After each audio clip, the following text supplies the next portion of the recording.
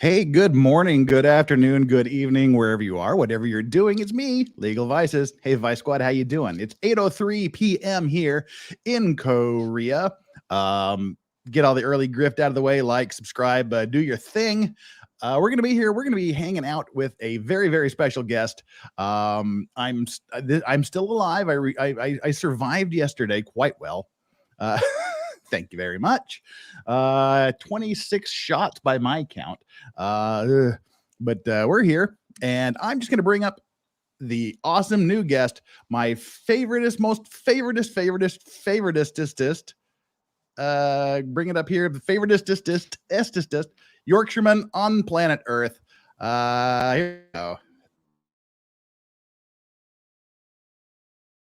Just kidding, everybody. This is my actual real favorite Yorkshireman here, right here. But we need to give you a better introduction. I'm sorry about that. Let's try this again. Okay. We need to do a better Steph intro.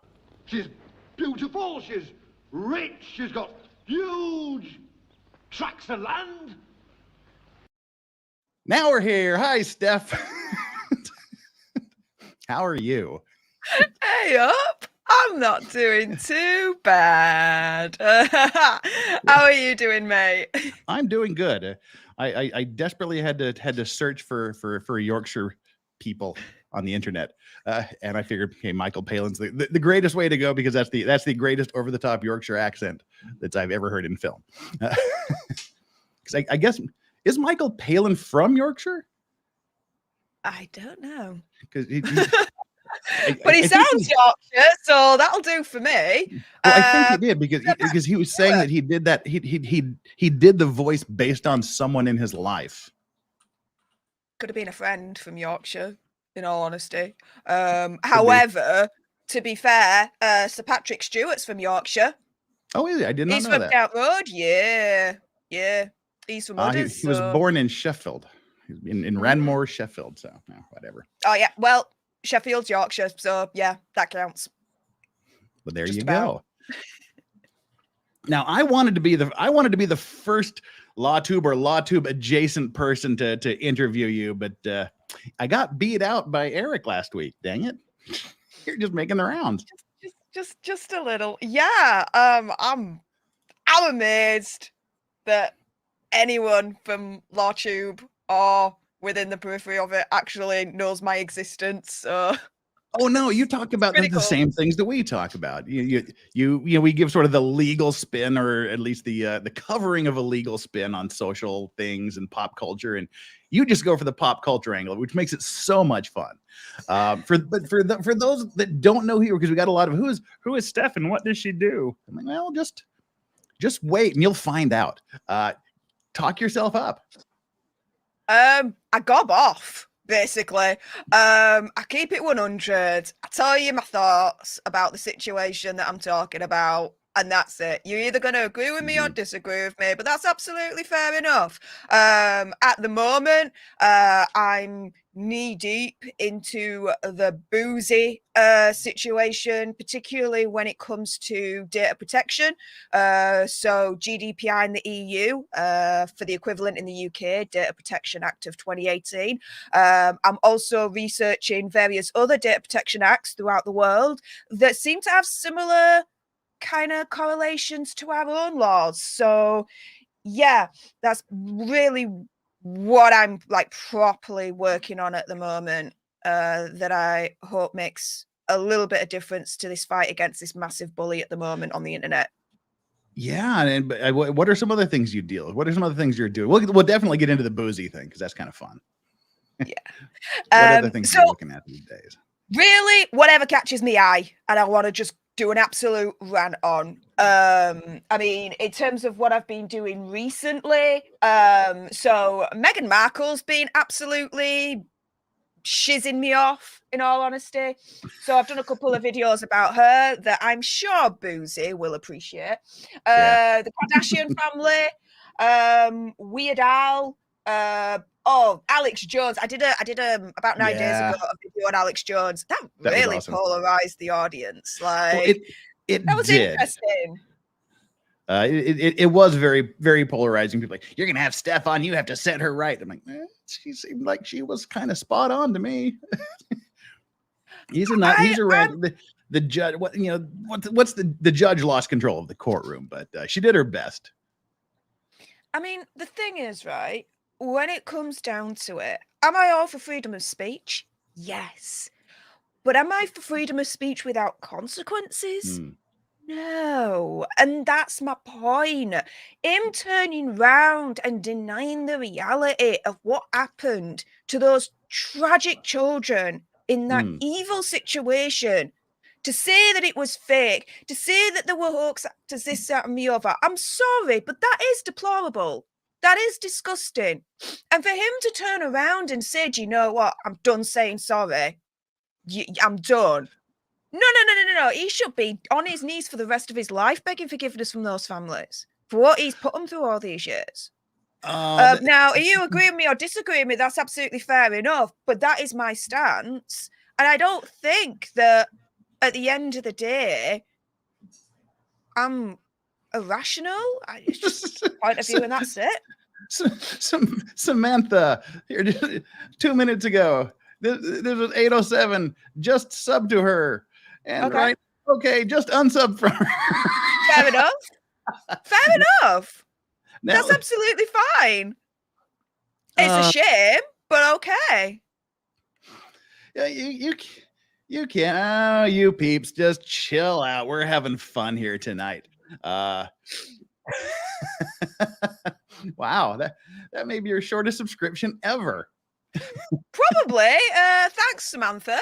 I really appreciate you even considering subscribing and doing that in the first place. Hope you enjoyed your stay for the last 2 seconds before you unsubbed. But, there's going to be some videos you're going to agree with me and some videos that you're not. It's as simple as that. Do you know what I mean? Yeah. Oh, people. But Flux, you need to go. Yeah, you definitely need to subscribe. She's your kind of peeps. Flux is awesome. So how did you get involved in this internet world we're involved in? It was all by accident. It wasn't even intentional. That's how I started too. How's your accident start? So it was about just over 3 years ago now. I watched the Philip DeFranco show, and he used to have a section called Today in Awesome, which he seems to have stopped doing now, which is a shame. And in this particular section, he had this part where he showed Andy Signor's video, the Me Too Misfire. And I was a big Screen Junkies fan back in the day, so I knew the situation surrounding Andy at that point. And I thought, okay, he's now spoken up. Let's hear him out. And I did. And he dropped all the freaking receipts. It was insane. And I was like, okay, they made him out to be this monster, but he actually isn't. Now, I had my own bias with it all because no secret, I was essayed repeatedly when I was a young child. So what I did was I reached out to him on Instagram. I DM'd him and I just was like, I believed it. This is why, because of my own bias, admittedly, but you've dropped the receipts. I've now subscribed. Good luck with your future endeavor, and I wish you all the success in the world and you get it back. He responded. To my absolute amazement, he responded. And it kind of just went from there. It was all above board, so don't get it twisted, guys. And then it was the following year, just before lockdown, he messaged me again saying, we're on stream at the moment. We think it's a good time for you in the UK. Do you want to pop on? It was about 6:30 my time in the evening. I thought, yeah, okay. So I popped on and I met him on stream, and Lewis from Nerd Report and Jodie from Jodie's Corner. And just went from there. We clicked, and then a couple of days later, he was like, I've got this video idea about the new Warriors comic book. What do you think to it? And I said, I think it's a load of BS. He was like, perfect. Do you want to come on video and talk about it? I was like, why not? And then from doing videos with him, he then started to ask for my opinions about titles and all this lot. And I thought, do you know what? If I'm really going to try and help and get involved with this, let me learn a little bit about the whole YouTube situation, SEOs, tags, descriptions, titles, all that lot. And so this is all self-taught. And yeah, kind of just built myself up to now becoming executive producer and co-host on his channel. And about 18 months ago, decided to do like a little side project, my own channel, and here I am. Wasn't like you're 3 pushing years ago. 50,000 subscribers. You're 46.6 now, so you'll be hitting 50,000 soon. Yeah, it's insane. In just a short amount of time as well. I'm extremely lucky. But it wasn't like 3 years ago when I reached out to Andy. It was like, I want to be a YouTuber. Yeah, like I had no designs of being a YouTuber whatsoever. It just happened, really. Mhm. So Well, yeah. But I mean, it's. I would advise you not to do what I did last night for my 25,000 stream, which is just a grift for shots and things. It's 26 shots, I think I pulled in last night, and kind of just now evening out. Okay. I'm just kind of recovering. I'm not allowed to drink because of my pancreatitis. So yeah, it's been what, about 15, 16 years. Cool. Good for you. But we were supposed to do this tomorrow, but you're having a busy day tomorrow. So yeah, that's a good thing. Yeah, it was a day I popped out between my mum's legs. What can I say? Yeah, that was pretty fun watching you realize it was your birthday on air. Well, when I sent you the chat, and you're like, wait a minute, that's my birthday. I can't do it that day. Yeah. I panicked because I was like, oh, shiz, no. I didn't realize it's just come up so fast. So we had to do it. We had to alter the day here, which is good because then I can just rest. Monday's a bank holiday here too, so I get 2 days of doing nothing. But also in preparation for you and for my dinner, made myself a little Yorkshire pudding there. Had to do that for you. Came out quite nice. Actually, to make this, I had to start earlier. I made some Guinness and beef Irish stew, so I had to do that so I could have some drippings to make this with. So this is a meal planned in advance, like a week in advance. So had to make that there for you. Have that after we get off the air here. Just kind of making you feel welcome. Oh, well, thank you. Oh, but so I mean, you got into this 3 years ago, you said, and then like 18 years ago, so about half of the time has been doing your own and the producing and everything. So you're going strong, and you've got the 50K coming up. Any big plans for the 50,000 subscriber show? Do you have something locked and loaded already? No. No, I have no idea. My aim really is getting to 100,000 and getting that silver plaque, and then being then like, just turn the computer off. Yeah, and then that's it. I'm done. No. Then it's 1 million. Like, we're going there. But yeah, just then become proper like YouTube legit, because then it's like YouTube is literally giving you something tangible to be like, we recognize your existence now. Yeah. But how did you find yourself in a major upswing during the Johnny Depp Amber Heard thing, like everybody else did? Yeah, the thrift was real, guys. Yeah,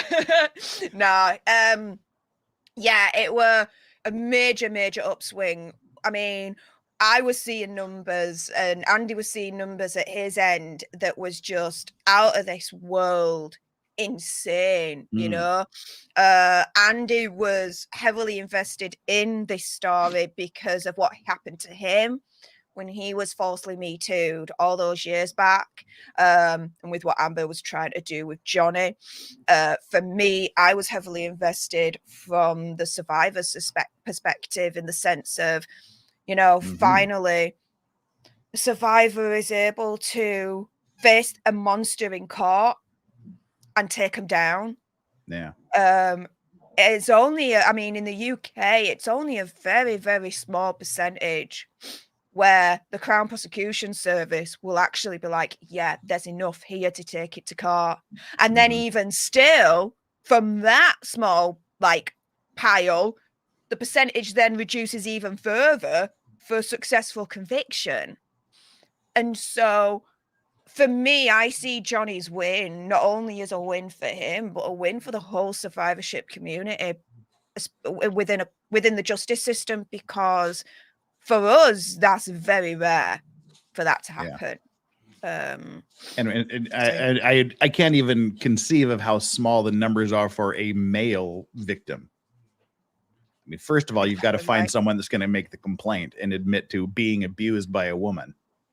So I mean, it was big wins all the way around, you know, you might be going somewhere in a short period of time to see somebody.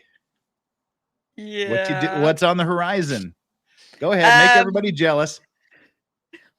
Well, basically, beginning of November, I'm going to Las Vegas, and I'm gonna be front row with the Popcorn Planet crew to see Johnny Depp and Jeff Beck live. Yeah, that would be fun. Yeah. And you're in Vegas. Is this your first time in Vegas?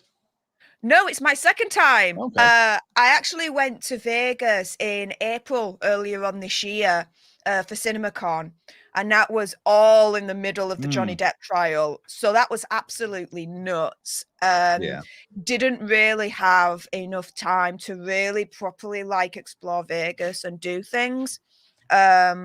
So this time it's happening. I'm exploring Vegas. I'm doing things. But as soon as I land, because myself, Andy, and Kim were all landing pretty much at the same time, within 10-15 minutes of each other. It's quite freaky. Cool. And so I've said to them, what we're going to do first is go to a hotel, drop our shit off, and then I'm going to go to In-N-Out. I'm getting an In-N-Out burger because you guys have the In-N-Out burger that is absolutely amazing. And my taste buds and my gob is like, yes, there's a party in my mouth when I have an In-N-Out burger. That's what I tell you. Yeah, I told you, you've got to go compare that with the Shake Shack down the street. The Shake Shack will be more crowded than In-N-Out Burger there, but In-N-Out Burger is way better than Shake Shack. Okay. But yeah, you got to go explore the city. It's great. I mean, I'm from Utah, right next door to Nevada. So that's where I went there on my vacation 2 months ago. I went home to Utah, packed up my son and my sister and her kids, and we went off to Vegas for 3 days. But we were apparently there the very, very worst time. It's like record heat, in the middle of the record heat. It was, it was 51 degrees Celsius, 121 Fahrenheit. Nobody was out. Nobody was doing anything. It was room, pool, home. That's just that was the 3 days in Vegas. There was nothing to do. Everybody was taking a break that week. Everything was off. But go the place I will recommend that you go to is Zach Bagans' Haunted Museum. I don't know if you've seen the Travel Channel Ghost Adventures. Spend the $100, get the VIP tour. Way cool. He's got as a pop culture person, you would be in heaven there. He's got Jack Kevorkian's van where he performed all the assisted suicides. There's and of course all these haunted objects from around things, but I mean just some really cool stuff. He's got did you watch the Conjuring movies? Are you a horror film fan? I am a horror film fan. Yeah, I've seen the first Conjuring film. The third one dealt with a little boy that was possessed, and they basically performed this exorcism in this chair. The actual chair, the real life chair, he's got that in the museum. He's got a couple of other Conjuring related, like the real Conjuring stuff. He's got lots of serial killer things. It's a great thing. It's $100. You get a t-shirt out of it. You get a little lanyard with and it doesn't say VIP, it says RIP on it. Okay. Cute. But I mean, it's really cool. I love horror. Ultra violence is kind of like my wheelhouse. Like, because I'll go to cinema with my cinema buddy, and like, well, the film may involve limbs flying, heads chopping off, blood everywhere, this, that, and the other. I'm laughing my backside off. I think it's funny as hell. My cinema buddy be like, yeah, remind me never to miff you off. Yeah, yeah. But speaking of which, I went last night with my cinema buddy to see Amsterdam. Oh, how was that? Really good. Really good. Like, I wasn't really expecting much from it because you know those kind of films where they've basically got everyone and the freaking dog and cat in it, you know? I wasn't really expecting much from it. But it's really good. I messaged Andy as soon as I got home and I was like, Andy, Amsterdam, go see it. Highly recommend. He was like, will do. Well, see, that's how I was with Knives Out. I didn't watch Knives Out for 2 years. I just watched it a couple of months ago because literally it has everybody in it. Yeah. And you think, oh, this is just going to be one of these vehicles for people to do cameos and things. But it was a fascinating story. And it was really, really, really good. Mm. And you get to see people in roles that they didn't normally perform. But I definitely want to see Amsterdam. Someone asked where Penn and Teller's show is. Whereabouts Rio. Is Penn and Teller's? It's at the Rio, yeah. And see, that was I wanted to see the Penn and Teller show. The 3 days I were there was literally the 3 days they take off during the year. And there's all these signs for the concerts that were the day before I got there and the concerts that are the day after we're leaving. And it was miserable. It was just a miserable time in Vegas. So yeah, Penn and Teller show is amazing to see. And you can hang out and they'll eventually come out and do a little meet and greet with people and say hi. Penn and Teller, that is an awesome show. But you'll have a good time, especially if you're going to spend a little bit of time looking around. You just going through the really expensive casinos and things. Yeah, well, I stayed at the Mirage back in April, and that was absolutely wonderful. We're just now solidifying the hotel that we're all staying at for this particular trip. So yeah, we'll nail that down, and then everything's sorted. We're just ready to go. So yeah, it's going to be so much fun. So much fun. Do you have anything that you're definitely going to do while you're there, other than see the concert, obviously? In-N-Out Burger. Also as well, there's apparently this Coca-Cola like shop that's there. I so need to go to that. Well, they have a like a 3 or 4 story Coca-Cola place, a Hershey's place, an M&M. They have a giant M&M store. You can get Reese's peanut butter cups that are like 2 kilograms. You know, yeah, and they're all right across the street from each other. So yeah, well, do that. I love drinking Coca-Cola. That's kind of like my little vice in that sense. So I'm definitely going to go there. That's what I'm doing. Actually experience the Bellagio fountains. I need to do that. Yeah. Be at the pool for more than just 3/4 of an hour and get some sort of tan because apparently it's still relatively warm. Oh, yeah.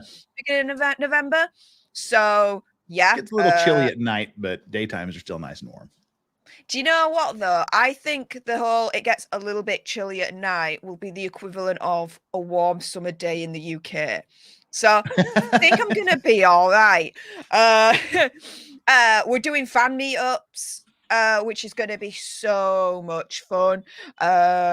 And yeah, just exploring and just chilling without having to feel like I'm rushing around like a blue-assed fly between CinemaCon and then Popcorn Planet doing like the live streams for the Johnny Depp trial and then my own channel. Oh my goodness, it was nuts in April. So yeah, this time a little bit more steady and more of a vacation. Still a business trip, but a little bit more chilled. Well, I hope you're properly incorporated and can write it off as a tax expense for doing research. Oh yeah. I'm registered with our tax man, Alter Nerd Studios. Boom. Yeah, they are aware of me. I have my accountant and everything. It's awesome.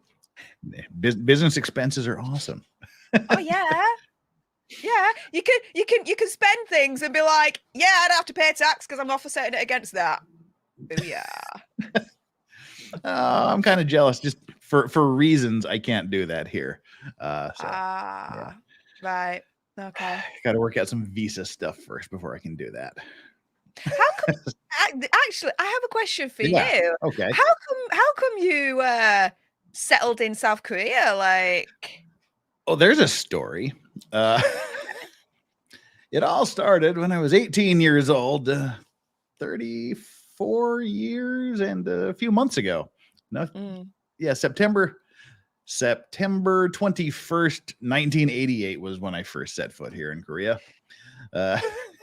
Before most everybody on Earth was born. I was 19 years old, and I was a squeaky clean, wet behind the ears little Mormon missionary boy. So I was here for 2 years for a missionary. I was as a missionary. Then I went back to you because that's what you have to do when you're from Utah. You're just expected to, you're going to be a missionary. So then I went back, and I went back to university to start my second year of university. And Busan National University here in Busan, Korea, had just made a sister relationship with my university. And because the head of the psychology department was from here, and he pushed for it so he could get something else on his resume, I guess. Now they're like, oh, we're sending a bunch of people from Korea to Utah State University. What do we do? And I thought, okay. And then so my advisor is like, we need to send someone over. Do we know anybody that would probably want to go to Busan, Korea to be a guinea pig for an exchange student situation for a couple of years? And he tapped me on the shoulder because I'd just been back about 6 months. And so I went, sure, I'll go back to Korea. So I came back to Korea as a student for a little over a year, went to law school, and I was either going to go into be a public defender or I was going to do something internationally. And my boss here offered me the job first. So I moved here permanently about 26 years ago. That's the abbreviated version. Wow. Started out being a good little Mormon missionary, and then ended up being a drunken chain smoker of cigars and fine pipes. Good life then. Well, I figure if I'm going to hell for having a delicious high quality scotch, I was there already for a lot more serious reasons.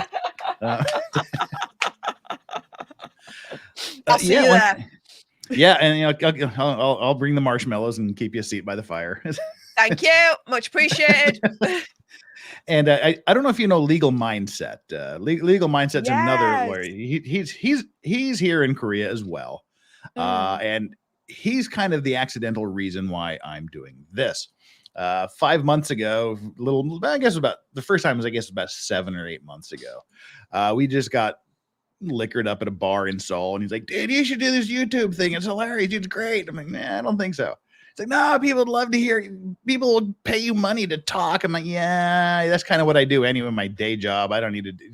And so we left it. And then about a month later, we were in another bar with some more drinks. It's like, no, really, you got to do this. And I'm like, okay, sounds good to me. So I ordered $5,000 worth of computer equipment, and here we are. I'm like, it's a pretty good grift. Just about, right? Well, speaking of grift, oh my God, I've been ignoring chats like a horrible person. No. I'm sorry, everyone. I just get wrapped up in things. Okay, Isaac Bruce's wholesome gabagool art. I get to work at 5 a.m. in an hour. You're gonna get me through some BS hours, but why do you have a 12-year-old boy on the channel? Just joking, mostly. I got bigger balls than you. You're just jealous. Come on. Go away, Isaac. You're awesome. Oh, and here we go again. Another one from Eve Barlow's Rotten Crotch. Hey, Jeff, top tip. If you have tacos on the evening, then find yourself in the privileged position of having your butt in the air on all fours with the missus tongue up there. Don't sneak a slide for it. Eve, what is wrong with you today? I love Eve Barlow's Rotten Crotch. Whenever What is wrong live, with you? he is like repeatedly like the MVP for the chat. It's like always comes out with funniest shiz. Yeah, and disturbing things. Eve, come on, Eve. We love you. You're the best. All right, and Xcomer triple Z or Z. I've been asking for how I'm supposed to pronounce this triple Z here, but I never get the answer. Good to see you survived, Jeff. I did. I survived. A little sluggish until about an hour ago, so we're there.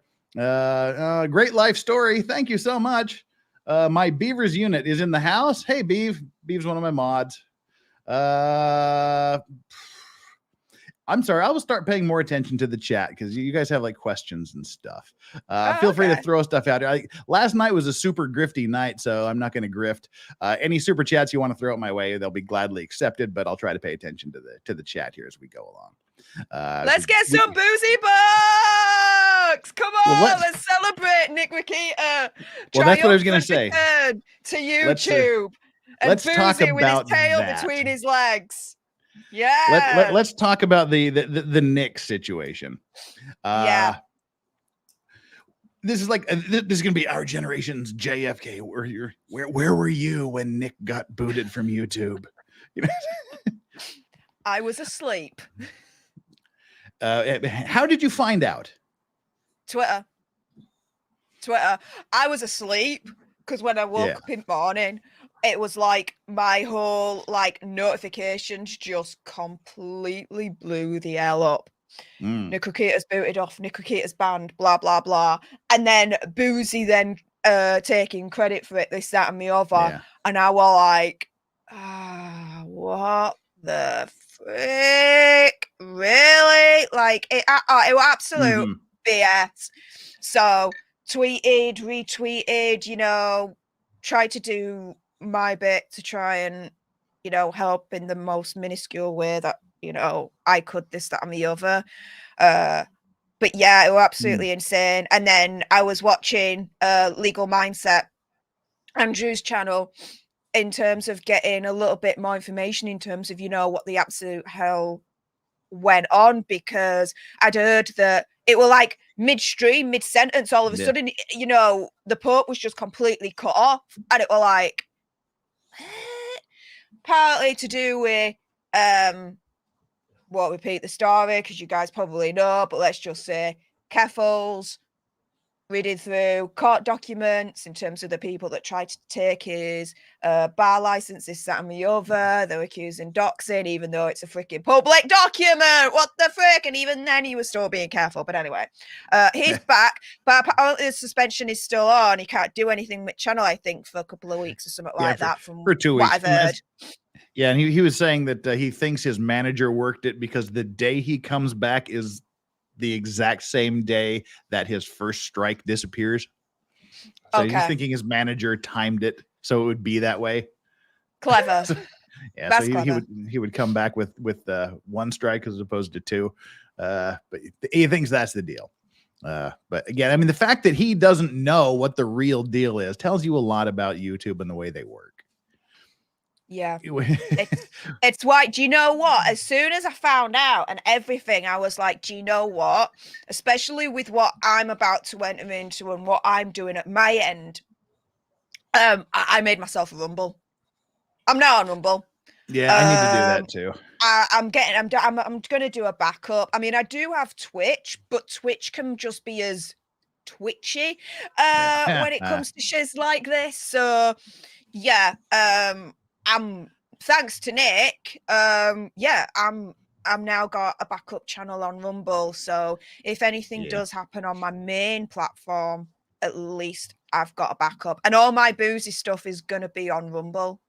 Yeah, I need to get off my lazy ass and do that. I recommend Waller says I was on Rumble and holy fuck, the chat room went bonkers all of a sudden. It was nuts. I would imagine. My story, I just felt bad. I know I've told this a couple of times already on my channel that I felt like it was one of those situations where the guy is crying in the hospital going, I know my wife is dead. And the very last thing I called her a bitch and we had an argument. Now she's dead.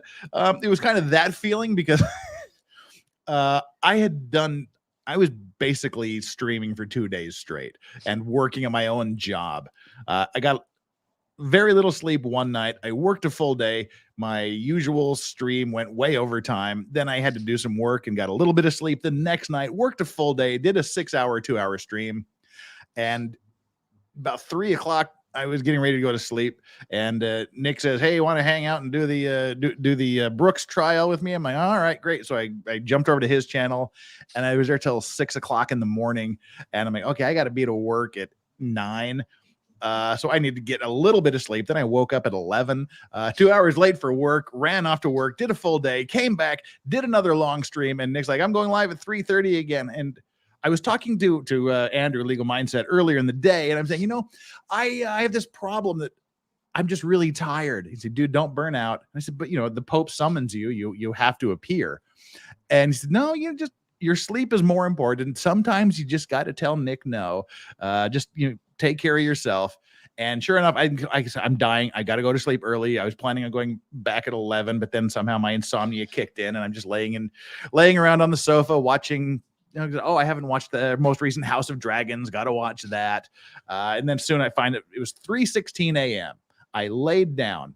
It was still 3. It was less than a minute after I laid down. I get another text from Nick saying, "We're gonna do the stream again." And I'm like, "Oh God, I better get." No, Andrew said, "Take care of yourself," but I should go. But I'm tired. And then I sent him a message. Well, can I just take a rain check today and get back to you tomorrow? And he's like, "Yeah, sure, no problem." And I promptly just crashed and went to sleep. And then I woke up at 9:30, apparently about 30 minutes after he was banned. And I opened my eyes, and I had my phone next to me, and I was listening to it until I fell asleep. And I would wake up a couple of times during the night, and I would hear him talking. And then I heard Kurt from Uncivil Law. I heard his voice, and I thought, okay, Nick has finished the stream, and it's just rolling. YouTube rolled me into whoever else was next on the list. So I didn't think anything about it. I got up. And then I went, oh, I forgot to thank Nick for understanding that I need to sleep sometimes. So I sent him a message.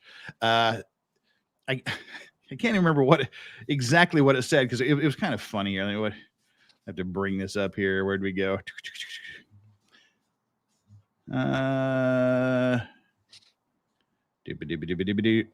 Okay, there.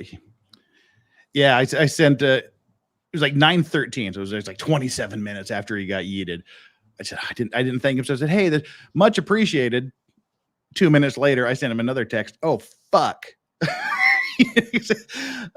Because I just sent him this message like, hey, much appreciated, see you tomorrow. And then I went, okay, let's go back and watch the trial and see what I missed while he was asleep. And suddenly it wasn't there anymore.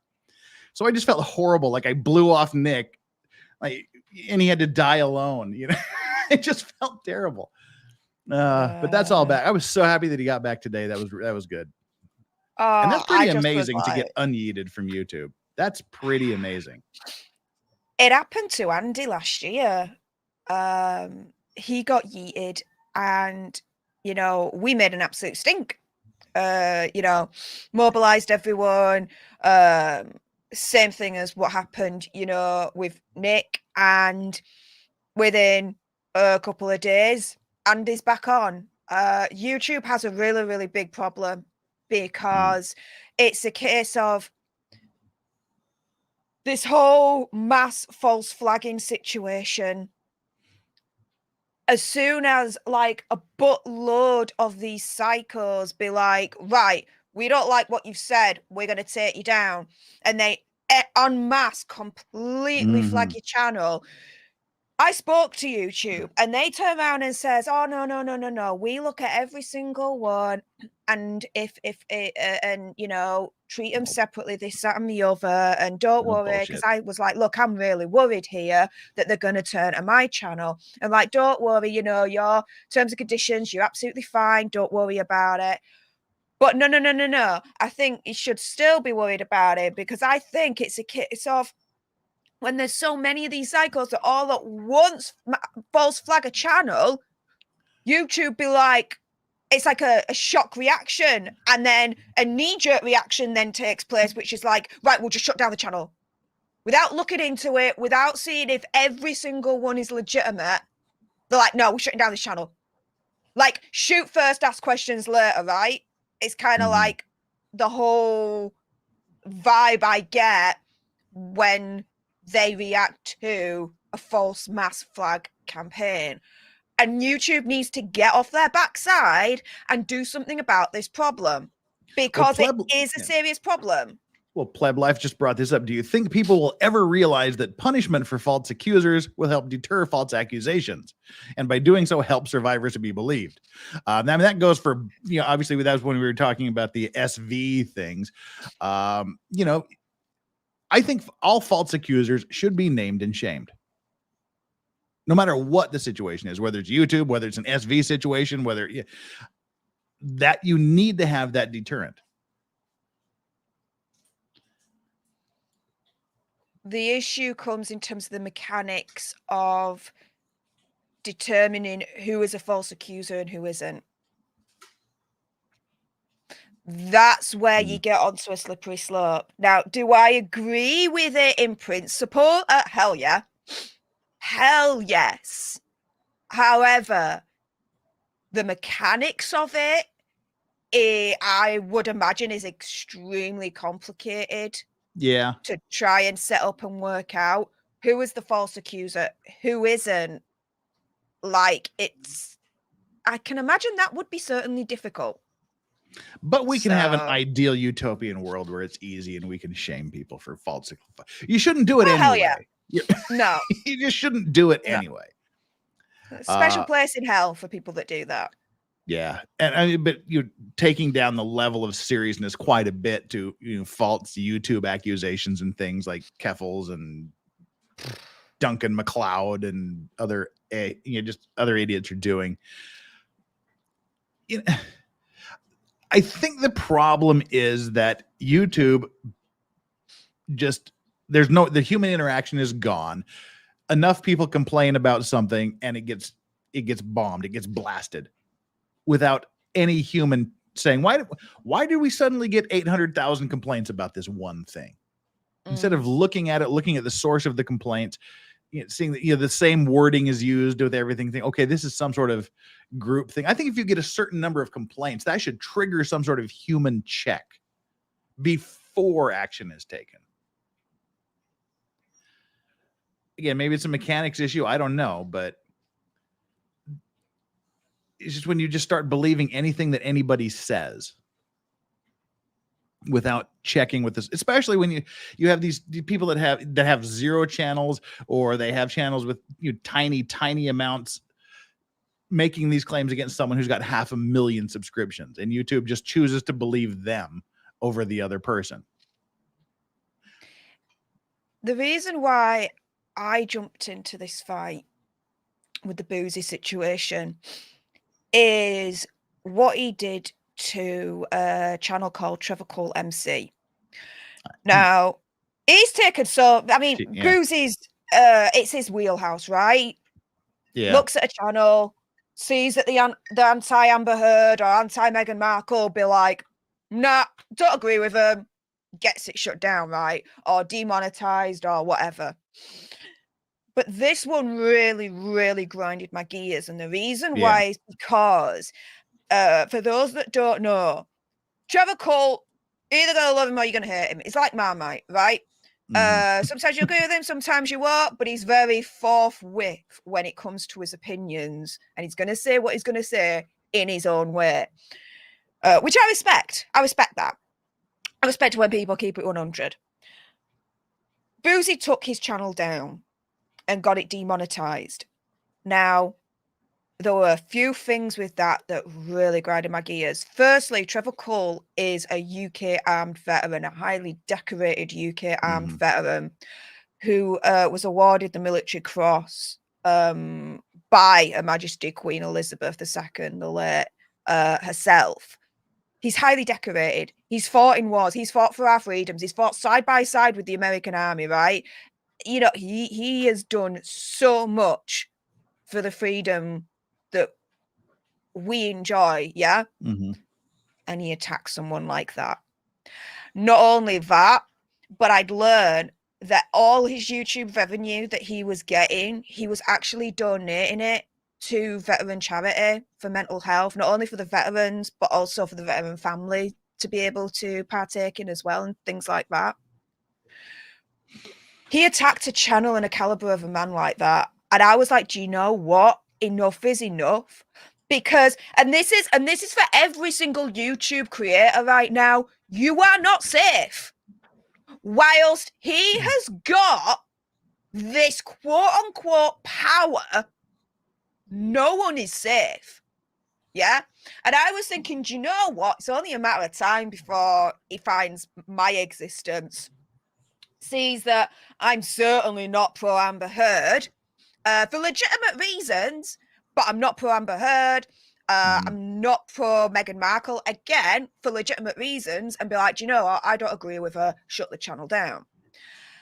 I thought, do you know what? It's only a matter of time, because it don't matter who you are. It don't matter your channel subscription count. Nothing. This guy's going to try and take you down. So for me, it was like, do you know what? Instead of me waiting for him to bring the fight to me in his own playground that he's used to time and time again, I'm now going to bring the fight to him with my playground that he's not used to in my rules. And I'm not in jammies. Yeah. I'm in a nice Hawaiian shirt. Hey! But let's talk about this. Let's talk about what you're doing in the UK for the Boozy situation. In case people don't know, she's taking action, like proactively taking action, rather than people like me that just spurg out on the internet. What action are you taking? Well, check your local country laws, because you might be surprised that you might be covered as well. But it all comes down to data, right? So to me, Boozy's power, the source of it, is the data that he gets. Okay. Is that legitimate? Potentially not. Because there's something in the EU and the UK called GDPR. The UK's version is Data Protection Act of 2018. And amongst other things, let me give you one example. We have the right to be forgotten. So what does that mean? What that means is I have the right to go to a company that's got my data, that's got my information, my name, this, that, and the other, and turn around to them and say, delete it. Remove, don't want my information on your system, get it done. And apart from a couple of extreme exceptions, they have to comply. Now, this is where the main issue comes in. That spawned a hell of a lot more issues for Boozy that I found out. On his website, under his FAQs, literally turns around and says, do not even bother contacting us to ask us to delete your Twitter handle and data, because we ain't doing it. What an absolute moron. So yeah, he is in trouble. I've spoken to the ICO, which is the Information Commissioner's Office, to actually, you know, get a little bit of advice on this. Twitter and Boozy have 30 days. Well, less than 30 days now. How many days do they have now? Oh, let me just double check that. Sorry, this morning's been a bit rough, guys. So 7, 14, 15, 16, 17. So, what am I doing? There we go. They've got 13 days left. They've got 13 days left. You're more than halfway there. Yeah, to come back with a response that is satisfactory and resolves the situation. If not, the ICO are very, very interested in the whole situation. And let me put it this way to you guys. I know my shiz. Why? Because I deal with it in my day job. I am in a team of a compliance team. I actually work for a company where I deal with data deletions. Like, I know this thing. I know it. So yeah, amongst other things that in my research, I found that he is, in my opinion, not complying at all. And he could turn around and be like, well, it's not to do with me because I'm in America. Ha! Wrong. Why? Because no matter where you are in the world, if you are processing user data where that user is based in the EU or the UK, you are still on the hook. Well, and the Korean Personal Information Protection Act is very, very, very close to yours. But first, we have I can't just because of the way that StreamYard does these things, I can't bring this up. But Caitlin Williams, member for 2 months. I have a milestone chat, and I have no idea what to say. Hi, Vices. Hi, Steph. Keep up the wonderful work, you too. Well, thank you. The only reason it's a wonderful work here today is because she's here. Otherwise, I wouldn't be here. So, hey, Steph's the reason we're here today because she's off getting a year older tomorrow. Yes, a year older tomorrow. 36 years old. Who would have thought it? Oh, good. I haven't been here longer than you've been alive. That's good. I always get that. Koreans will do this thing. When I call it the my car syndrome, because my first car was an absolute flaming pile of shit death trap. It was literally one of the Ford Pintos that were recalled for exploding if you just slightly touched the back of it, because the gas tank was right in the back of it was right behind the back bumper of the car. So they were recalled because they just had a tendency to explode in accidents. That was my first car, and I just called it my south of the border Mexican silver bullet drug runner, because it didn't have any rear windows. It had a smoked porthole, like this convex porthole, and it had literally roof to floor black carpeting through the entire interior. It was just the ugliest, most dangerous thing on the road. And I would curse that car up and down. But if any one of my friends got in the car and they talk shit about my car, I was like, get the fuck out of my car and walk if you don't like this is my car, bitch. You don't get to talk bad about my car. And I mean, that's the way Koreans are.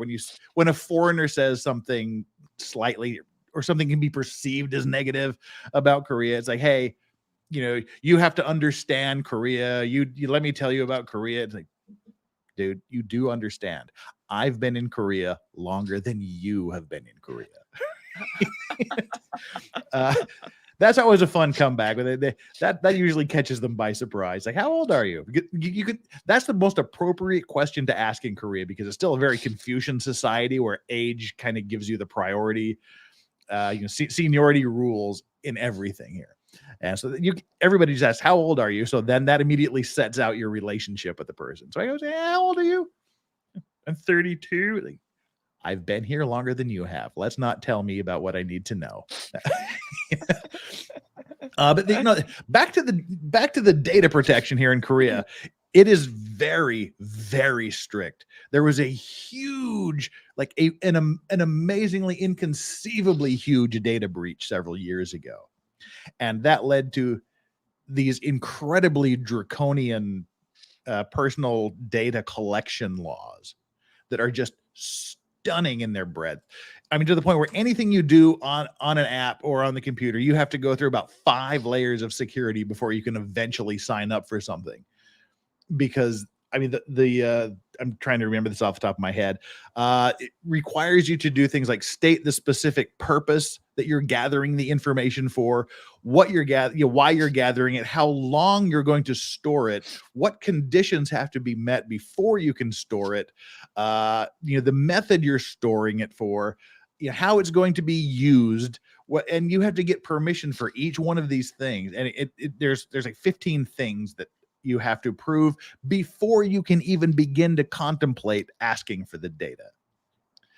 And so, I mean, listening to you and then having to deal with cases and things in the UK, they're very, very similar in what they can do. Yeah. You've got South Africa, the POPI Act, the Popeye Act, as I like to pronounce it. Japan seems to have similar laws. Yeah. Australia, California. Dude, the California state law for data protection actually does have the right to be forgotten. Boozy quotes the California Act in his privacy policy. However, in the same breath, on his website turns around and says, yeah, we're not deleting your data, bog off. Like, facepalm moment. Dude. Bear in mind that his privacy policy isn't even complete. And there's what's the punishment stuff missing. in the UK? What's the punishment in the UK if he violates the law? Millions and millions and millions of dollars or pounds. Like, it's not that bad in insane. Korea. Yeah. Korea doesn't have punitive things like that, but for Korea, it's pretty damn brutal. It's pretty brutal here. It sounds like it's even more brutal there. Well, for the GDPR in particular, because the ICO really you don't think have much limit. They'll just do it that's proportionate, but they have fined millions. Like they are not to be trifled with. The EU, they're a little bit more structured. So based on my assessment of what I think the scope of the GDPR violation is, again, in my opinion, conspiracy theory, whatever, he could be fined either up to 20 million euros or 4% of his global average turnover, whichever is higher. Now, I wonder which one would be higher here. Yeah. So, yeah, he and the most amazing thing that is quite shocking and scary in a way is he's laughing it off. He's laughing off this issue of GDPR as if it's literally nothing to him. But Lady Autumn Sky, you go and enjoy your wedding anniversary. Happy anniversary, Lady Autumn Sky. And coming back after a long break, I wish I was drunk. How are we? Long time no see. Great. I'm doing great. I survived yesterday, and I'm here with Steph the Alter Nerd. So it could not be a better Saturday evening here. Thank you so much for asking. And Isabel D, thanks, Caitlin. Hi, Vices. I wanted to show my support for keeping loyal to one of your bros, the nose. Love your stream. Oh, thank you so much, Isabel. That is deeply appreciated. So what's the next step? Supposing he doesn't comply, what are you gonna what happens next? TikTok, 30 days come and go, nothing's changed. So I contacted Boozy and I also contacted Twitter as well, because again, in my opinion, conspiracy theory, whatever, they're entirely complicit. Next step, Information Commissioner's Office. They take it up, and then yeah, he's going to get proper anal probed. Like there's no tomorrow. They do. But what if he enjoys the pegging? He won't enjoy this one when it turns out that he's going to be fined millions. So yeah, and make no mistake about it, the scope of this, it is not inconceivable to think that he's going to be fined millions, because he is dealing with hundreds of thousands, if not millions, of Twitter accounts, whether that user data, that user's based in the EU and the UK. Never mind the rest of the world who that got similar laws. What's your bot Sentinel rating? Oh, I think it's like satisfactory. Not for long, but yeah.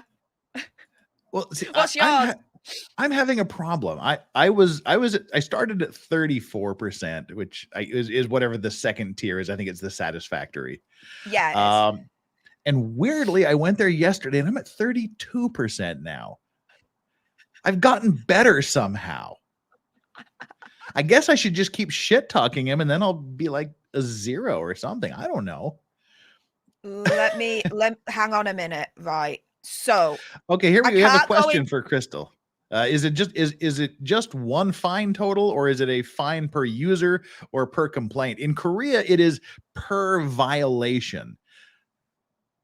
So if you violate the one person's private information 5 times, that's 5 charges that come up, and it is a criminal charge.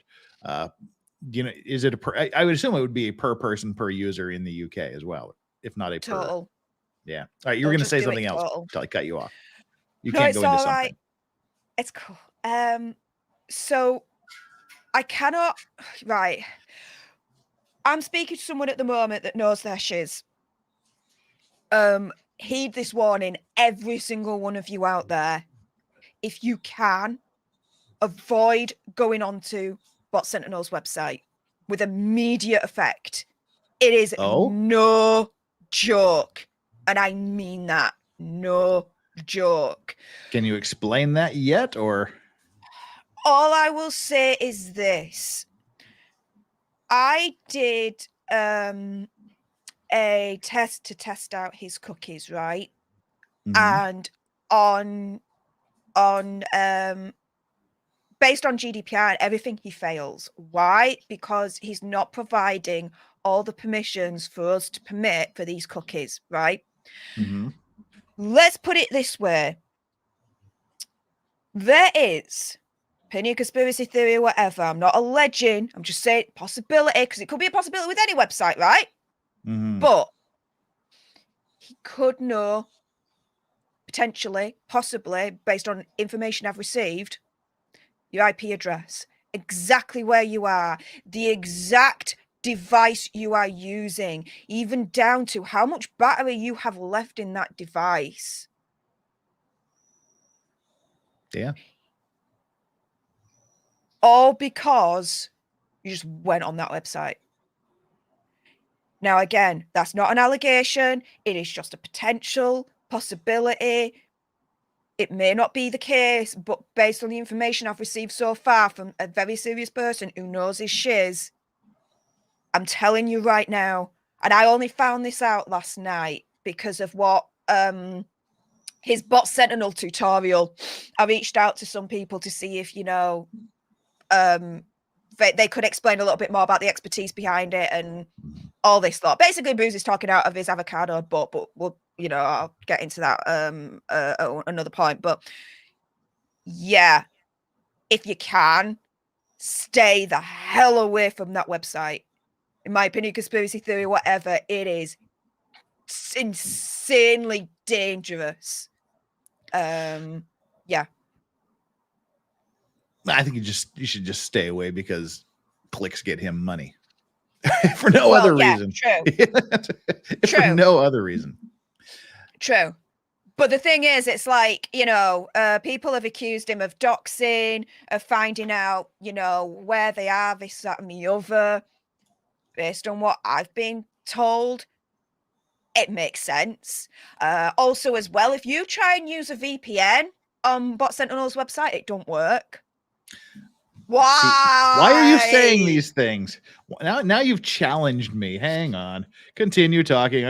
I'm going to VPN here. Yeah. So it's a case of you need to be just, we know it. Let's put it this way. My opinion, conspiracy theory or whatever, it's a fraud. Yeah. Bot Sentinel ain't worth the freaking paper it's written on. The only reason why mainstream media is so invested in it is because it provides quote unquote data to support their narrative and legitimizes their narrative. Don't legitimize shiz, but there you go, right, on the face of it. Guys, you don't need to know your rating. You don't need to know what he thinks of you. Who gives an absolute shiz? Just I do, because I think it's heed funny. This warning, do not. Seriously, his website, in my opinion, is dangerous based on what I know. He's an absolute jester. Well, I at some point he's going to go too far, legally and and personally. That's the thing, you know, that we with him and the, you know, the false flaggers and things.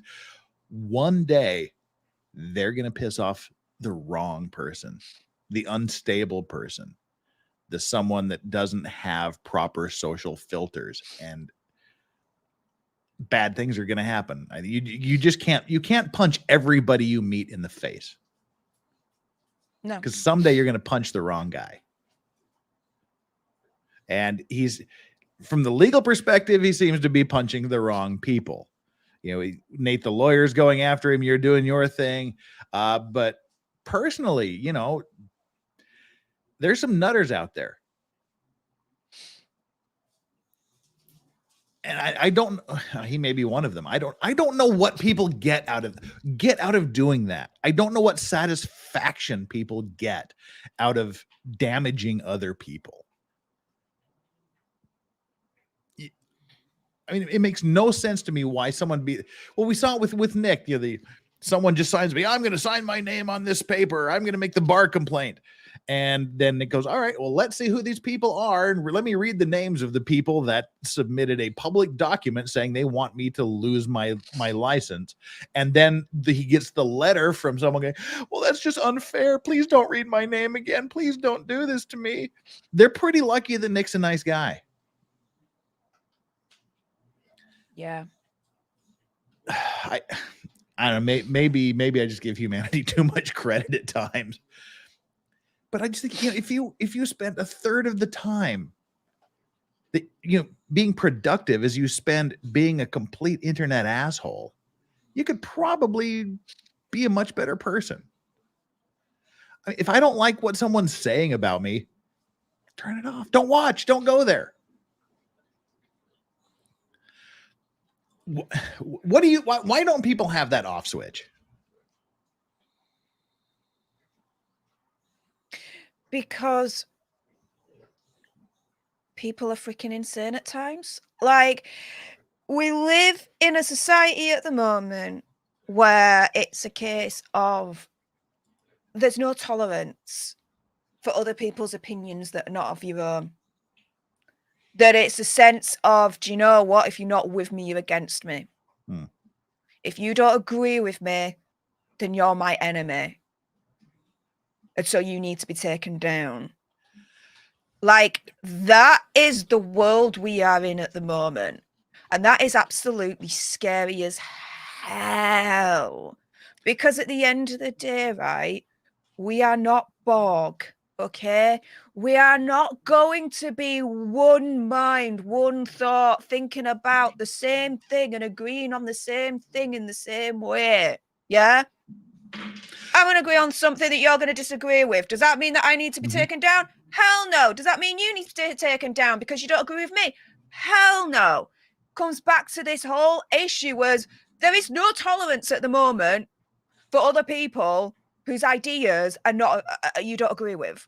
And that needs to change and that needs to stop. Well, I mean, you seem to be a fairly red-pilled based human being. All of your friends, your best friends in life, how often do you fight with them and argue with them about things? Some of my best friends, I have them because they're interesting because they have different viewpoints than me. I love arguing with my friends. I mean, how about you? I mean, do you agree with all of your friends on all things? No, not that sounds like the most boring thing ever. I know, right? Being in a circle where you agree with everything and everyone agrees with you, like, snooze fest. I don't want any of that shiz. Yeah, I mean, I want someone to challenge me. I want someone that's going to tell me I'm full of shit sometimes.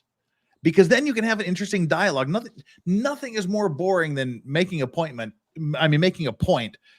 mean, you're really passionate about something. You make a vociferous, you pound the table, and your friend just goes, yeah. The conversation's dead. I want someone to go, back off. Come on, idiot. Look at it from that's why, I mean, people kind of hate me a lot of times because I will go out of my way to play devil's advocate if everyone else is just blowing smoke up each other's ass. Because it's fun.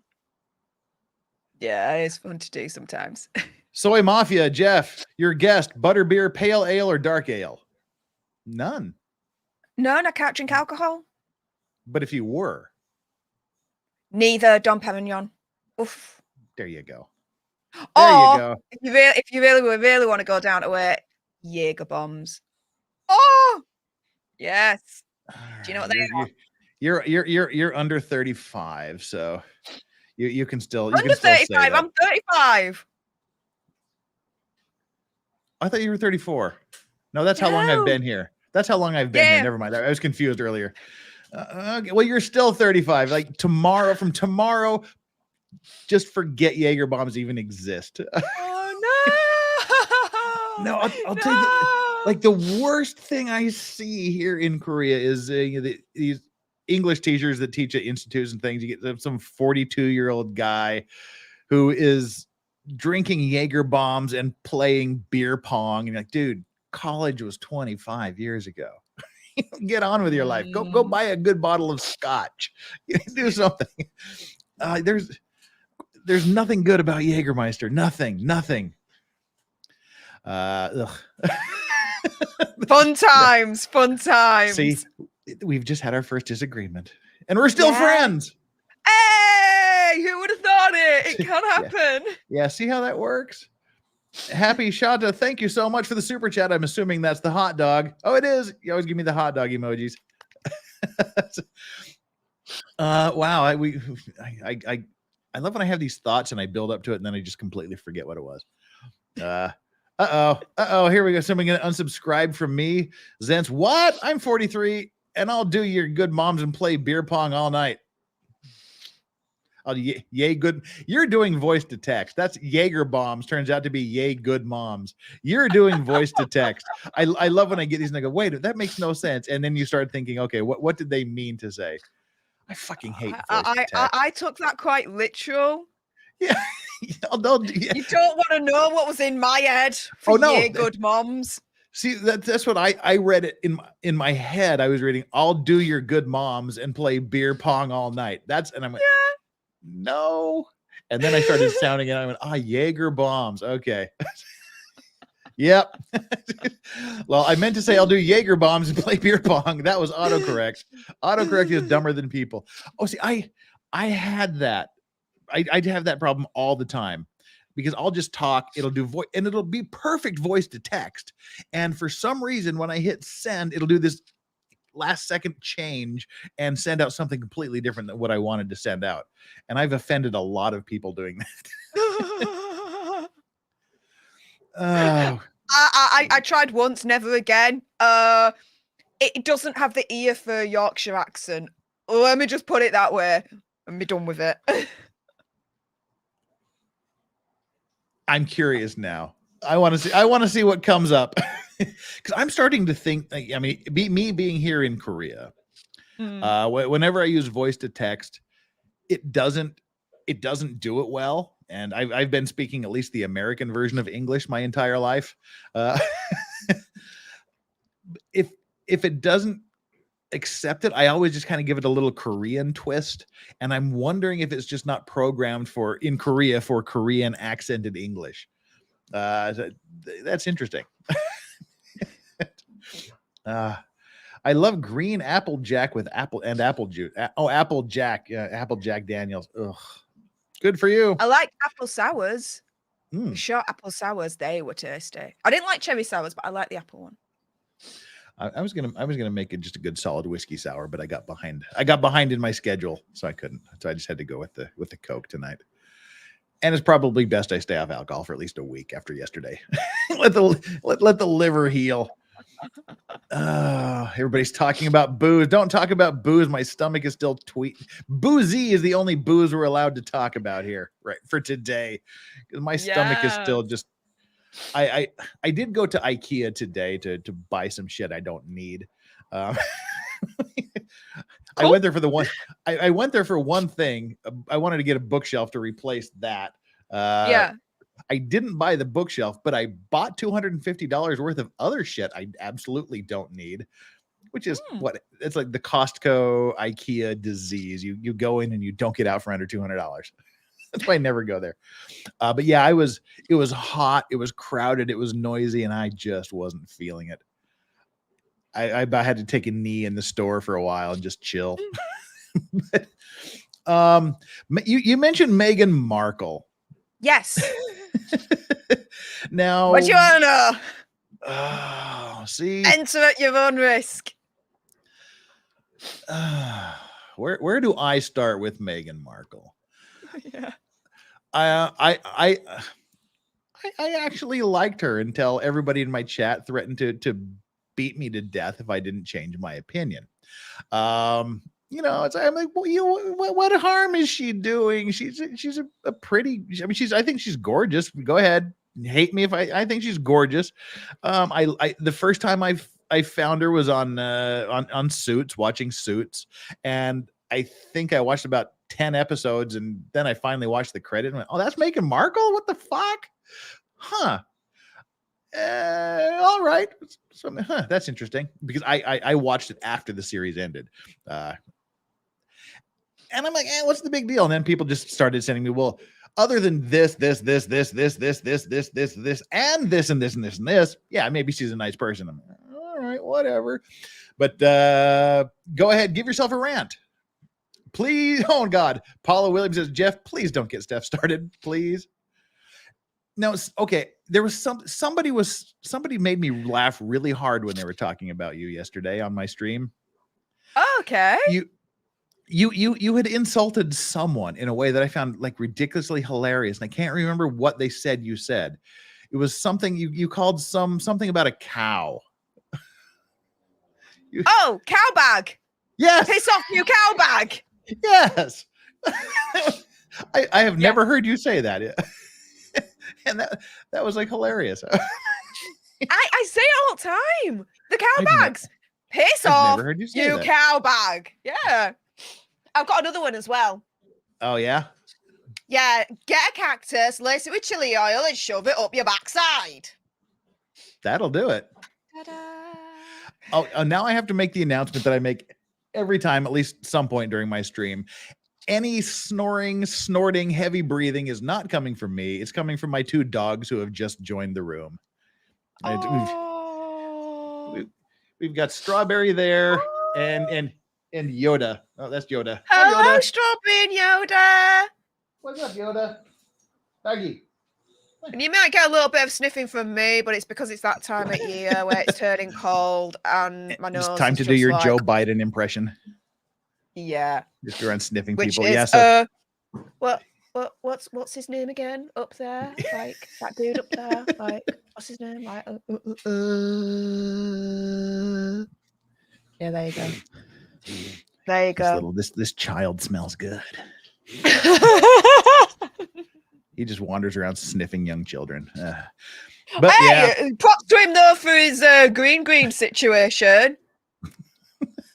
Giving people pardons on the green situation. So about bloody time. All right, you're gonna. Do I have a hangover? I didn't have a hangover until I was 35. I don't get them often. I did have one today. But anywho, go Megan, rant. Okay. She can piss off the freaking cow bag and get a cactus, shove it up her backside, laced with chili oil. Apart from that, okay, so why should I hate her? My problem with her is that, you're married into the royal family. You knew what you were getting yourself in for. You didn't like it, so you quit and you took Prince Harry with you. Okay, fine. Not the best thing in the whole wide world, but it is what it is. If they turn around and they actually stuck to it by saying, look, we want a private life, no intrusions is exactly what they said, and just live as private individuals, fine, okay. Good luck with you. Bye-bye. Did they do that, though? No. No. My main absolute beef with them is the Oprah interview. Wind Steph up and let her go. Interview. All right. It is the Oprah interview. Because for me, right, when you completely disrespect and you insult the royal family, it ain't just you insulting the royal family and disrespecting the royal family. It's you insulting and disrespecting the whole entire freaking UK. It's as simple as that. Because the royal family, because I'm a royalist, okay, keep it 100. The royal family is part of our British identity. And so you have the freaking gall to attack our British identity? Go F yourself. Who the hell do you think you are, you pieces of shiz? You being part of the royal family in the first place give you a certain amount of power, status, this, that, and the other to be doing what you're doing now. And she wants to bite the hand that freaking fed her, that actually made her relevant, this, that, and the other. Oh, she could go take a flying running jump. She's absolutely insane. And then for her to turn around and be like, about when she was pregnant with her first child, Archie, turning around and being like, yeah, there was a member of the royal family and they were concerned about what color of skin they turn out to be. I'm paraphrasing, but that's the thing, right? Yeah. Now, let me say this off the bat, right? Being racist, deplorable. Go F yourselves, get a cactus, shove it up your backside laced with chili oil. I ain't got no freaking time for it. You could go take a running freaking leaping jump off the nearest cliff, you absolute cowbags, right? Deplorable, piss off, right? But to say that someone in the royal family said this, but not then confirm who it was. Are you freaking kidding me? Yeah, the random racist. If you're gonna say shit, if you're gonna spill tea, as they say in this, as the kids say these days, I hate that. I fucking hate gossip. I hate it. Even when your friends come to you and say, somebody told me this about you. Well, who? I can't tell you. Well, don't fucking tell me if you're not going to tell me who said it, because I suddenly have a beef with them and I need to talk to them. So if you're just saying shit, I'm going to think it's you. You need to name names. This is a thing, right? She needed to name names because at the end of the day, right, what she's done there, yeah, is she's completely screwed every single member of our royal family over. Because now it's a case of, well, was it you that said it? Was it you that said it? Was it you that said it? If it was said at all, mind you, I mean, where's the evidence to actually prove that was said, right? So take that to one side. If we take it at face value and that actually happened, that has put a target on every single member of the royal family's back. Because it could have been anyone that would have said that, if again it was said. And then that's unfair. Because they're all then looked at in an unfavourable light that they could have said it when they didn't say it at all. And everyone's looking at each and every one with the side eye. Instead of it being more surgical and her saying, no, it was this person that said it. And then we're only looking at the one member of the royal family with the side eye instead of the whole lot of them. Because 99.9% of them are freaking innocent because it was just the one person that said it. She's put a target on every single one of their backs by not saying who said it, if it was said at all.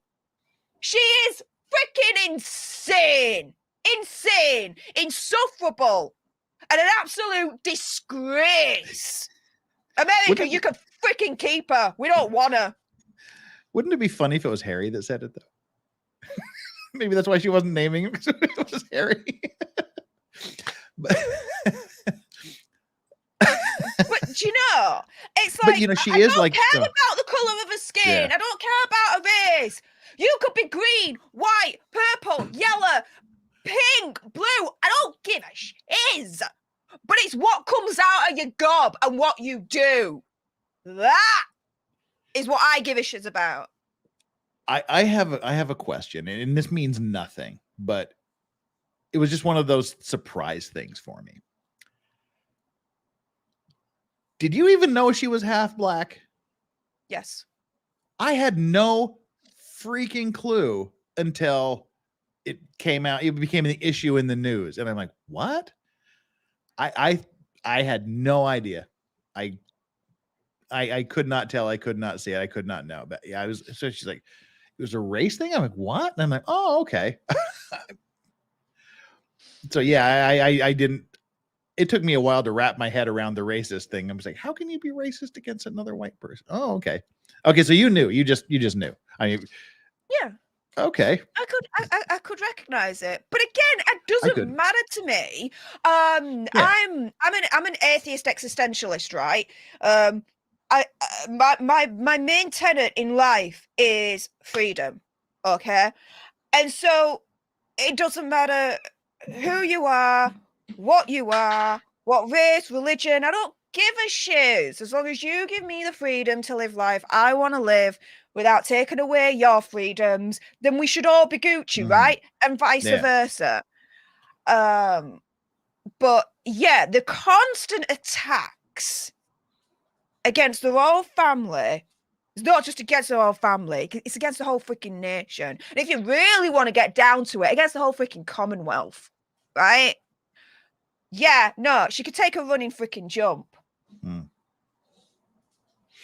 But what my Beavers unit, Steph says, Steph, please follow me on Twitter. I mean, I'm in twat jail, but for after. Beav unit. She's a good person. She was. I think she was my first mod ever. Aww. She mods for a lot of people. Well, we do have I see him in my chat as well. I love my Beavers unit. Eve Barlow's Rotten Crotch is back for more. Hail, Steph. When you walk around with Nerd Reports balls in your pocket and it gets too warm, do they stick to your leg? Also, happy birthday, Steph. I don't have them in my pocket. What I do is I have them mounted and stuffed on my wall, which you will then see in my new studio when I move to my new home, hopefully by the end of this month. So excited. So talking about Meghan, she always looks so freaking snooty. See, that was the thing after I was told I had to hate her because I was like, what's all the hate? And then people gave me the list. And then I started looking, she doesn't smile. Oh, she does. But when she does, it's the acting smile. It's not the real smile. There was a moment, maybe I'm pronouncing it wrong. It's either Jesus or Jesus, the body language guy. And I saw it and he confirmed it. Yeah. Jesus. Yeah. And it was during just before Her Majesty Queen Elizabeth II's funeral. And Her Majesty, she arrives at Westminster. And she's then put down for then everyone to be able to visit and see her. Before all that happens, there's a big, massive, long procession. Harry and Meghan are there in this procession. There's a point where you see Meghan with a side of her mouth and it's turned up. And that is what's called duping delight. Mm-hmm. She was freaking happy. Now, either, I mean, this is pure wild speculation. Either she was happy because potentially she didn't like the Queen. Happy she was gone. Again, pure speculation. We don't know. It could be more likely, in my opinion, because Boozy theory or whatever, that she was happy. She was within the center of attention. You know, like she was getting a lot of coverage. There were millions and millions of people, not only in the UK, but around the world watching this kind of coverage. It was being reported on 24/7. And she's there amidst all the royals, all the cameras looking at her and the rest of them. And she was a part of that. And she was duping in the delight of having that kind of attention on her. I think it was more likely that, but it's like, lass, what the hell? Well, the story that kind of frustrated me was right around the same time. Let me bring this thing up here. And it's woke US media. Racism on full display as mourners give Meghan Markle the cold shoulder in viral video. Bring this up. And I'm going to read through this and I'm going to show you the video. And I don't see any racism. I really don't. Meghan, Duchess of Sussex. See, that's not a real smile now that I look at it. As Prince Harry mourns the death of his grandmother in the UK, his wife, Meghan Markle, is right by his side. She joins him outside Windsor Castle this past weekend to greet members of the public, paying tribute to the late Queen. While most were happy to see the Duchess of Sussex, not everyone was pleased with her presence back across the pond. I hate people that say across the pond. In a video, it's always Americans that say that. I've never heard a British person say across the pond. I say it a lot. Do you? Well, I don't hate you then, see? All right. It's gooch. There you go. In a video that has since gone viral, a few mourners are seen giving Markle the cold shoulder as she graciously approached to shake their hands. The video shows Markle briefly leaving her husband's side to greet mourners. As she makes her way down the line of people, she comes to one woman who is shown dropping her head, deliberately ignoring Markle. The woman who ignored Markle and one of her friends can be seen off camera giggling after snubbing the Duchess. Always an example of poise. Markle appeared to shrug and laugh off the incident, swiftly moving on to meet more mourners. Let's see this here. Here's the video.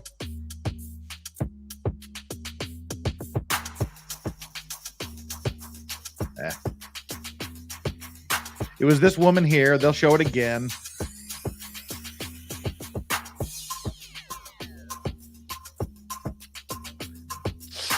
And then it goes on to say others also ignored Markle, turning her head away from her and awkwardly adjusting their hair and clothes to avoid shaking the Duchess's hand.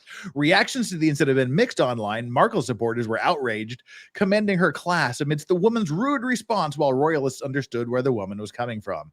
I don't know how Meghan Markle has the brass neck to walk about London shaking the hands of British people after the mud she's thrown at the royal family. I wouldn't have shaken her hand. And then it goes on, you can go on Oprah, you can write a book, you can do a podcast, and it's all blown away by the lady in blue. And it talks about sad, boorish, rude behavior by this Brit. The king wished them well in his speech, but some Brits, a la Piers Morgan, were just cruel and unforgiving, disrespectful. Where's the racism? This person who writes the headline, "Racism on Display in the UK," basically just says right here in her own article, they're just fed up with her shit. Yeah. For the way she's throwing the royal family under the bus. Where is the racism? How was that racist? There is enough real fucking racism in this world. You don't need to make shit up.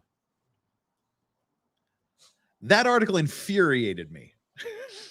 And it's been infuriating me for like a month. I've been trying to find a reason to talk about it on stream, and now I'm finally happy that I got to.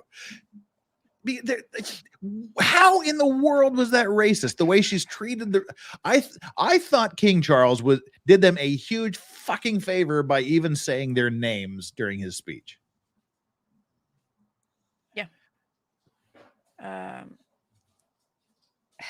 How do I put this? Gently, I'm sure. Spit it out. Go ahead. How are you on swearing? Go for it. I don't fucking care if she's white, pink, yellow, pink, bastard fucking blue, right? Fact of the matter is this. She absolutely throws mud against the royal family. Yeah? She did it recent. I swear, like, what the hell? It's not about the color of her skin. It's not about a race. I don't give a shit about that. It's about what she does. It's about what she says. Yes? And at the end of the day, again, if you absolutely disrespect, insult the royal family, you're not just insulting the royal family, you're insulting a nation, because they are representative of the UK and the Commonwealth, right? Are you fucking surprised that there are people in the UK that don't want to shake her hand because they have insulted our royal family and our British fucking identity? You really not surprised? But then you've got to make it about race? Go fuck yourselves. I'm sorry, but that's ridiculous. Look, there is racism in this world, right? And again, as I said before, it's deplorable. If you're racist, again, you can go fuck yourselves as well. I ain't got no time for that. You take a running fucking jump off of the nearest cliff whilst you got a cactus shoved with chili oil up your backside, and job's a good one. But what happened with that walkabout with Meghan is not racism. Yeah? It's as simple as this. People do not agree with her attacking our royal family, our British identity. And so do you really think, after everything that she said against our royal family and against us, that we're going to fucking shake her hand? Are you bloody insane? Piss off, you fucking cowbags. But no, they've got to, I'm sorry, I'm going to say this, manufacture fucking racism in this story. That is deplorable. Because it diminishes, it demeans the actual racism that's going on in this fucking world at the moment that does need to be dealt with. Fucking hell. And this is why I had Steph on today. It's her mild manner, even keeled approach to things that just the attraction to her, you know. Yeah. Very mild mannered. Yeah, of course. Just like the calm, cool, and collected voice, you know.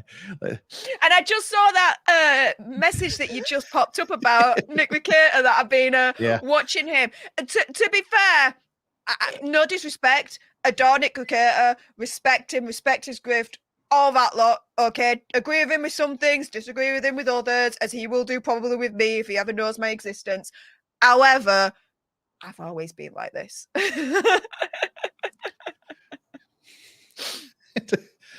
Steph getting the love. Yeah. Okay, now Adrian's like, shit, now I love Steph more now. Okay, the pendulum's swinging back the other way now. You see, I keep it 100, okay? I don't just say what I think my audience wants to hear. No, I'm going to say stuff because it's in my head. I'm not afraid. I'm going to let you know what I think. That's it. Well, I hopefully not rubbing the fur of your British sensibilities the wrong direction. But do you think there was a moment shortly after the Queen's passing that Charles went, oh, thank fuck? No, because there were Vegas odds on which one of the two is going to go first, because Charles is statistically on the border of living on borrowed time. That was like these death pools they do. Is the Queen going to go first, or is Charles going to go first? So I was just wondering if there's just like everyone who's like, finally, I've waited for this for like 50 years. So you don't think that? I mean, it's a horrible thing to say about someone's mother, but you know. Oh no, I understand where you're coming from there, but no, it's a case of you've got to no one can understand, but think about the reality of the situation. His mum just died. He has to play this all out in the public eye. His grief, everything, and it's under a huge freaking microscope globally, right? He then also has to wrestle with the fact that he becomes king at the expense of his own mother having to die. And with him being now king, it's been prepared all his life. He's been built up to it, this, that, and the other. But I can imagine it's a motherfucking daunting situation where you're actually then faced with the reality of you are now king. When do you think that set in? I'll tell you the moment I thought that set in. During the funeral. When was it the butler that broke his staff and laid it on the coffin? Can't remember what his position was. Usually the Lord Chancellor or somebody. Yeah. When he did that, if you watch, you could just see Charles's face kind of go. I think that for me, that was the moment I think it kind of hit him. Like, shit. Like Trump walking into the White House the next day going, what the fuck did I get myself into? So when do you think it settled in for him? I don't think it's truly settled in for him yet. No. That bit of the staff breaking is, by my understanding, a symbolic gesture of the service to the Queen now is broken because she is not alive anymore. Yeah. And that's so the way I understand. That's what Wikipedia stepping down of that. Yeah. It's stepping down from that. And so I don't think it's set in for him then. It was just the symbolism of that. King Charles will have known that, and that got to him. On a more serious note, how weird was it for you the first time you heard people sing "God Save the King"? As an American, for me, that was like weird. I mean, just because you've never heard it before, you know. Was there like the sense of passing or anything? There was just like, okay, it's another day. Just to me, another day. It's.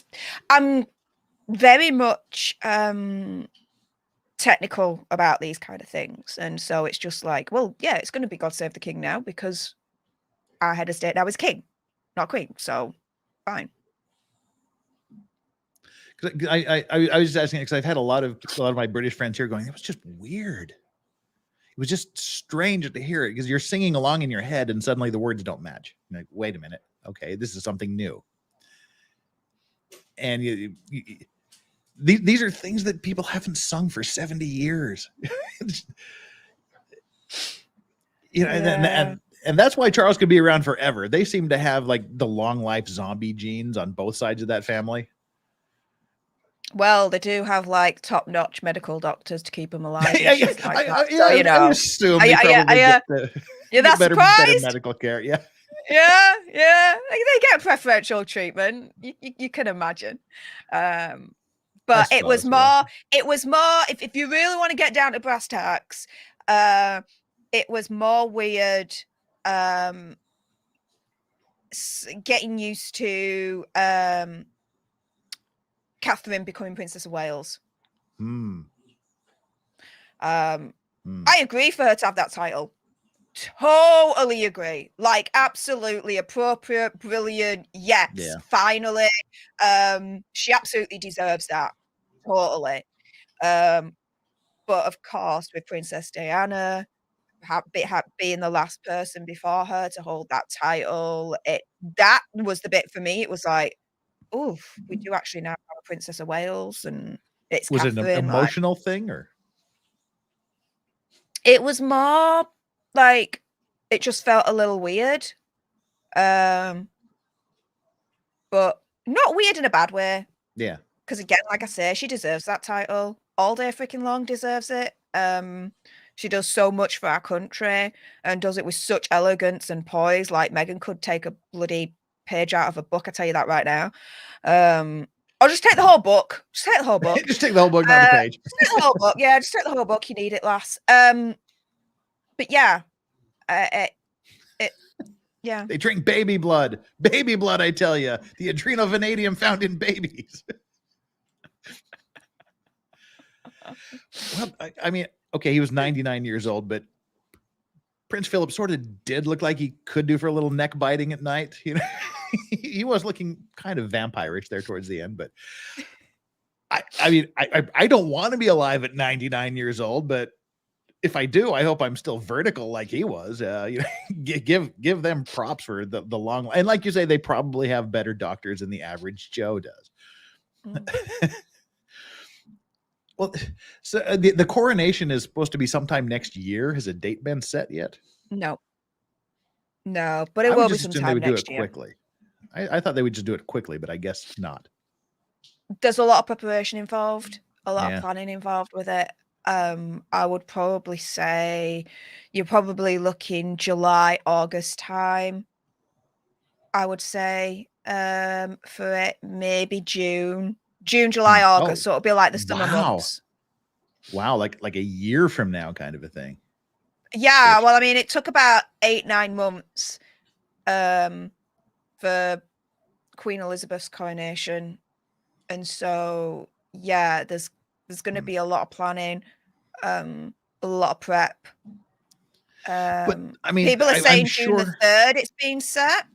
Okay. Well, if that's the case, then yeah, I said summer months, June, July, August. So yeah, makes sense. Well, I mean, I would assume that the Queen's funeral was planned a bajillion years in advance, because that was a fuck ton of things to come straight together in days. I just think that, but more important questions are out there. Apparently, where did it go? Did I star it? I hope I starred it. Shit, I didn't star it. Yeah, get your question in, because I'm gonna have to leave shortly. Oh, guys. Yeah, dang, that was fast. We've already got an hour and 45 minutes. Holy crap. Time flies when you're having fun and ranting. I seriously thought we were like an hour into this. We're almost 2 hours into it. Yeah. Holy crap. First question, did Camilla deserve Queen Consort? Yes. Her late Majesty Queen Elizabeth II actually wrote earlier on this year her wish for Camilla to be known as Queen Consort. So there you go. There you go. Done. Mr. Bean, placed in the overall picture of this in the world zeitgeist of things. Where is Mr. Bean's place in all of this? But I will tell you, Rowan Atkins is a cracker of a human being. Yeah. Eve Barlow's Rotten Crotch keeps saying what we're all thinking, Steph. It's why we love you. How long till Harry takes Meghan to go serve drinks at his real dad, James Hewitt's bar? Oh, below the belt. Is this going to set you off again? No, Okay, 'cause no. there's still some more things to get to before you before you go off on Let's another go. rant. Go on. Shannon Foster, thank you so much there. 3 super chats I haven't got to do. Steph from the UK. So agree with you. DPA 2018, totally a breach. MM and Harry should just stop making money off being royal if they don't like it. Also, nothing to do with racism. Fair enough. And Buru Berries, I take issue with wanting to have a normal life, but then crying racism that you're not getting the perks of millions of dollars of royal security, looking for interview ops, etc. You want privacy for fuck's sake. Right. Sure enough. Vice's great guest. She is. I worked hard for this. As I've told her, and I'm telling you, she's one of my favorite channels to watch. The days you don't post, I keep checking my phone to see if there's going to be a video dropping that day. I feel like something's missing because I miss the attitude, miss the humor. I miss all that. So you're one of my favorite people. You're one of my staples for my daily viewing. Yes, she is a great guest. Yeah. MM had really been rude to the royal family, and that is unacceptable and infuriating. Really, get mindset on. He's off doing adult things with adult people right now. He doesn't have time for me. Bow chicka wow wow moment. Probably. Is that kind of the adult we're talking about? Probably. Good for him. Good for him. Oh God, Steph is just a joy. Is a joy to watch and listen to. I agree. Oh, thank you.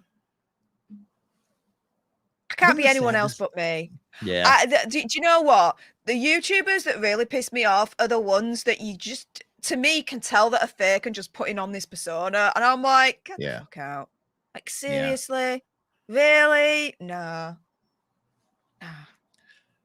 And that's why I like people like Andrew from Legal Mindset, and from the off-air things I've had with Nick and other people, is they are who they are. And that's why I like them, because that's who they are.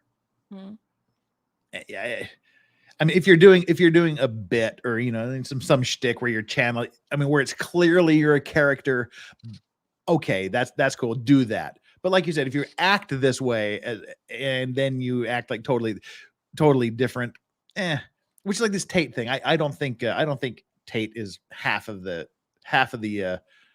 go-getter manosphere guy that he thinks he is. He's grifting for bucks. You can tell.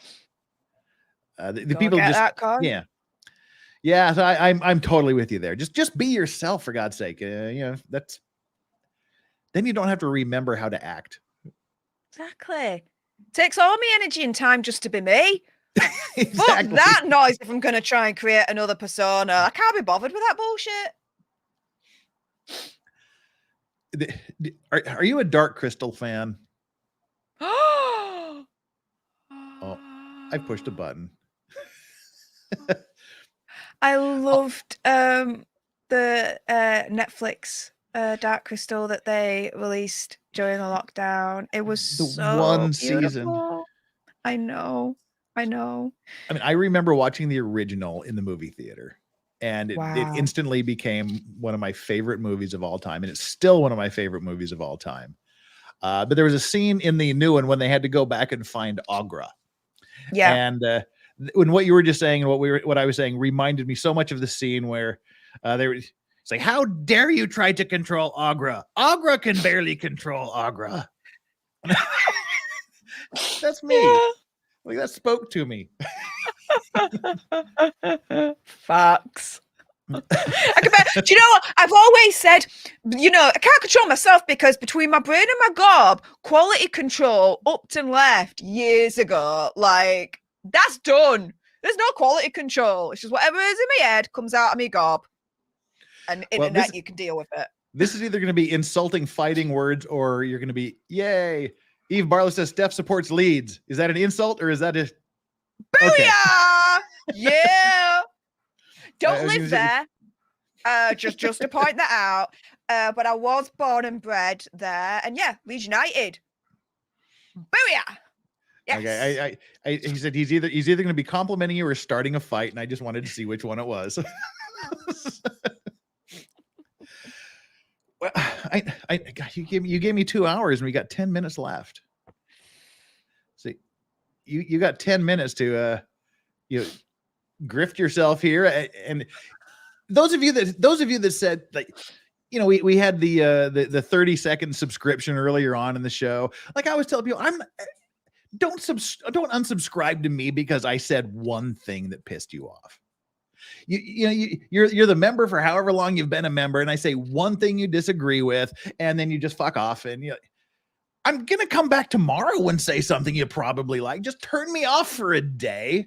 Give it a chance. You know, I smell Gelfling. Says Garrett. But go to Steph the Alter Nerd. Sign up for her channel. Subscribe to her channel. Like all of her videos, or thumbs down the ones you don't like. But it's all engagement. Give her more than a crack here. It's just she deserves at least more than one chance. There's going to be something on there that entertains you. If not, you're just kind of a soulless zombie, I think. I'm not going to disagree there. I might be biased, but not going to disagree there. Jeff said, "Turn me off, unsubscribed. How dare you?" Well, Ardo, if I turn you on, hey, that's a bonus. Please come back tomorrow, Jeff. I'm not coming back tomorrow. I need a fucking rest. I haven't slept in a week, and I've got 2 days. I got to get ready for Maritime Monday, where we're probably going to be talking about cannibalism on the high seas off the coast of Canada. Because why not? Cool. Seriously. Oh my God, people, get over it. You can't agree with everything. There you go. So Steph the Alter Nerd. On the way out the door, how did you choose the name? Oh my goodness. Well, I originally, before I set up my own channel solo, went into creating a YouTube channel with two friends of mine who are not friends anymore. And we were deciding names, like online names for ourselves. And I couldn't think of anything. But my favorite band in the whole wide world is Alter Bridge from America. Absolutely adore them. And so one of them just turned around and was like, well, Alter Bridge, Alter Nerd. And I was like, Steph the Alter Nerd? And it just happened like that. So yeah, literally my name is from my most favorite band in the whole wide world. So yeah, that's how it came to be. I was thinking I need something legal because that's what you have to do in law too. You have to have legal somewhere. And I'm like, legal what? Legal what? And I just looked around, just saw like alcohol and cigars and pipes and like vices. Okay. Godzilla at the back, like, yeah. Runkle is in the hospital. Why?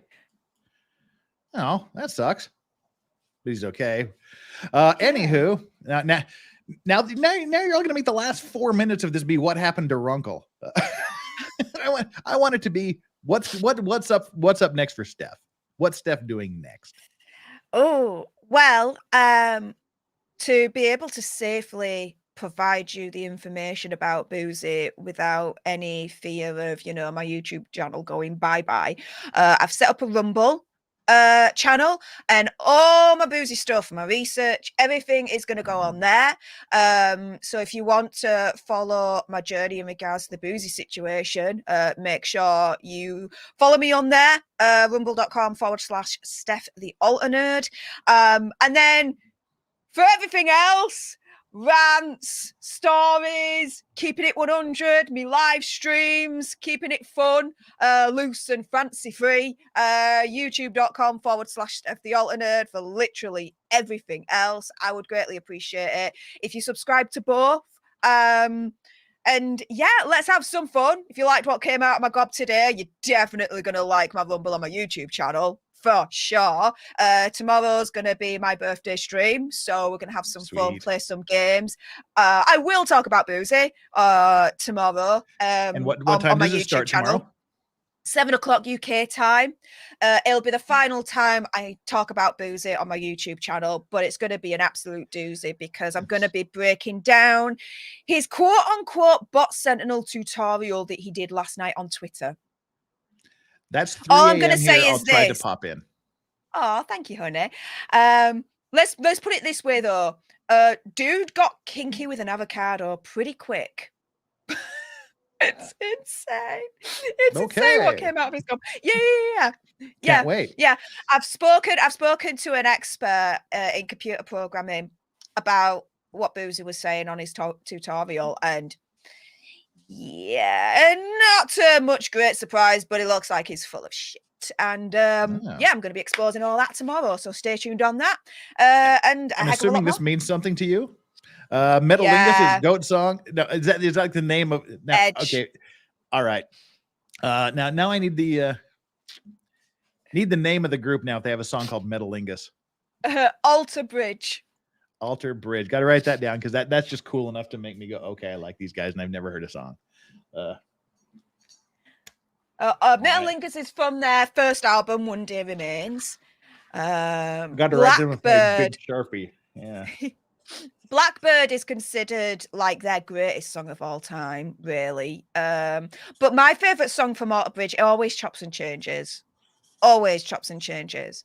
All right. At the moment, it's Take the Crown. I like to listen to over and over again. I will be deep diving them. Let me know what you think of the deep dive. DM me. I like the name of the song already. It can't be bad. Well, we have 1 minute left. Steph, thank you so much for agreeing to come on. It's been an absolute pleasure, and I want to do this more often. I want to have you back. We need to do like find a good time that matches and do some issues together. Some set things. I just wanted my peeps to get to know you and your peeps today. So. Oh, well, thank you so much for having me. Thank you so much for inviting me on, for even knowing of my existence. I really appreciate it. And yeah, it'll be good to come back on and have some more fun. And yeah, this has been cool. Thank you so much. All right. And go visit her birthday stream tomorrow. Like I said, it's 3 a.m. here, but I'll try to make some arrangements to wake myself up, at least to pop in and give you a howdy and a happy birthday. Hey, everybody, the Vice Squad, as you decided to call yourselves, awesome. The Vice Squad rocks. The best. I'm sorry, this is the best chat here, but half of my chat is probably half of your chat at this point now. So the best chat in the entire damn internet. The best mods. I got the best of everything. Now I had the best of guests, and now go over and join her shit. And we'll get back to you. We'll see you guys on Monday, hopefully for Canadian cannibalism, because what else is there to talk about? Take care. Steph, any parting words? Thanks for having me. Appreciate you guys, and yeah, see you all around. Like, subscribe, and enjoy those legal vices. Bye.